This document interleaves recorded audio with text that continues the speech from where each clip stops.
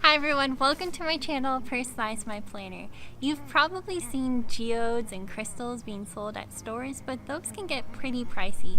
So today I wanted to show you how to make a geode planner clip using some supplies that you probably already have in your home. I would do anything just to get you back again. I would do anything at all. I know I'm not innocent. You deserve To make this geode planner clip, you will need a paper clip, a heat-safe glass container, food coloring, a pipe cleaner, string, scissors for cutting the string, powdered borax, gold paint, and a paintbrush, either a ruler, a paint stick, or even a pencil. Start by wrapping the pipe cleaner in a coiling motion to form a concave nest shape. You want to make sure to weave and overlap the ends so that there are no big gaps, but don't make the shape too dense either. The diameter of my geode is about 1¼ inches. When you are nearing the end of the pipe cleaner, loop the end through the top of a paper clip. Weave and twist the end of the pipe cleaner into the nest shape to secure the paper clip into place. It's okay if the pipe cleaner is a little loose.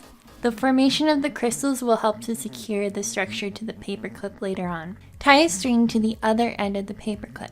Cut the string and tie the other end of the string to either a ruler or a paint stick or a pencil. Make sure that the string is short enough so that your planner clip is hanging and not coming in contact with the bottom surface of your glass container. Fill your glass container with enough water so that the pipe cleaner is under the surface of the water, but the prongs of the paper clip are not touching the water.